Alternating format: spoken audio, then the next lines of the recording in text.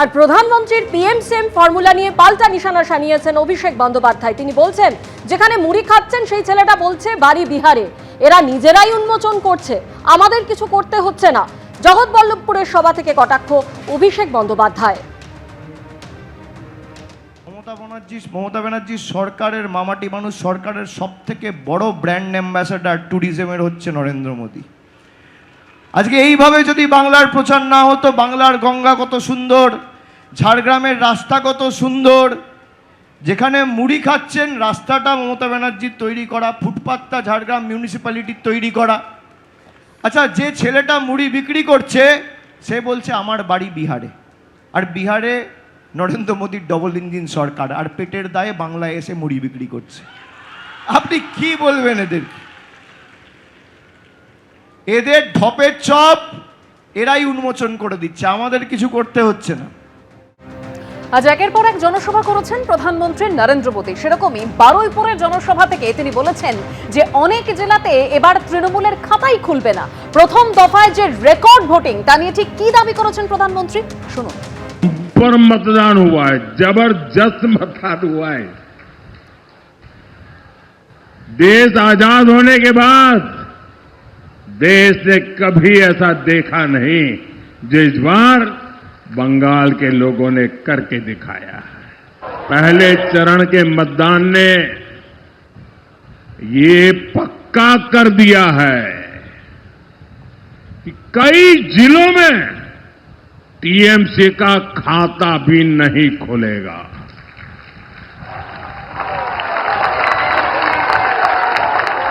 अब दूसरे चरण में आपको टीएमसी की करारी हार पर और विकसित बंगाल के संकल्प पर पक्की मोहर लगानी है। ये कल जो हुआ है उसका रिकॉर्ड तोड़ोगे? ये कल जिन्होंने मतदान किया है उन्होंने आपके लिए चुनौती खड़ी कर दी है, करोगे मतदान इतना? আর এই প্রথম দফায় 92% উপর ভোট, আর তাই নিয়ে কেন্দ্রীয় স্বরাষ্ট্রমন্ত্রী অমিত শাহ তিনি বলছেন 152-র মধ্যে 110-এর বেশি আসন বিজেপি পেতে চলেছে। অন্যদিকে পাল্টা অভিষেক বন্দ্যোপাধ্যায় বলছেন প্রথম দফাতেই সেঞ্চুরি পার তৃণমূলে। हमने कल देर रात तक हमारे सभी विधानसभा के कार्यकर्ताओं के साथ भारतीय जनता पार्टी बंगाल की टीम ने एक असेसमेंट करा है, जो पोलिंग हुई है ऐसा इसका, और मैं स्पष्ट रूप से आपको बताना चाहता हूं 152 सीटों में से 110 से ज्यादा सीटें भारतीय जनता पार्टी जीतने जा रही है। इसका मतलब है कि दूसरे चुनाव चरण को मिलाकर हम प्रचंड बहुमत के साथ बंगाल में शुद्ध रूप से भारतीय जनता पार्टी की सरकार बनाने वाले हैं। এরা বলেছিল বাংলায় নাকি ভোট কেটে এরা ক্ষমতায় আসবে। কালকে প্রথম দফার ভোট হয়ে গেছে। বিজেপির ছটপটানি দেখতে পাচ্ছেন। আমি রাজনৈতিক ভবিষ্যৎবাণী করি না, কিন্তু যখন করি মেলে।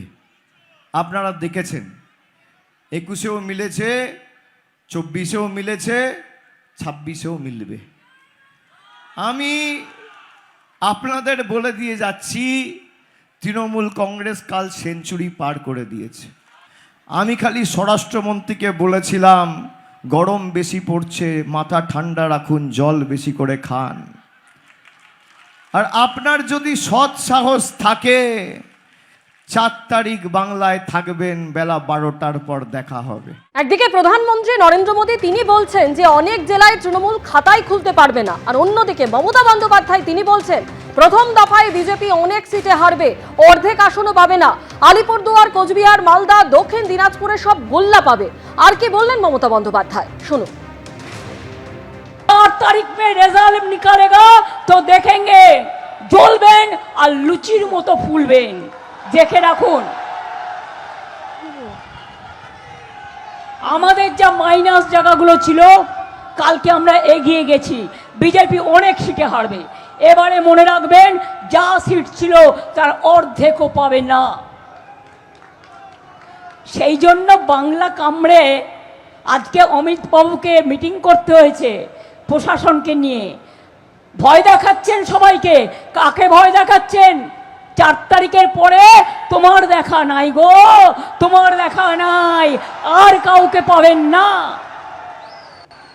এত গর্জন বাংলায় এসে করছেন যেন মনে হচ্ছে সব সিটে আপনি জিতে গেছেন। ঘেচু, আলিপুরদুয়ারে গোল্লা, কুচবিহারে গোল্লা, উত্তর দিনাজপুরের গোল্লা, দক্ষিণ দিনাজপুরের গোল্লা, মালদায় গোল্লা, মুর্শিদাবাদে গোল্লা। রেজাল্টটা বেরোলে মিলিয়ে নেবেন। এত গর্জন করছেন না, এই গর্জনের কি ফল হয় আপনাকে আমরা আগেও দেখেছি। এবিপি আনন্দ, এগিয়ে থাকে, এগিয়ে রাখে।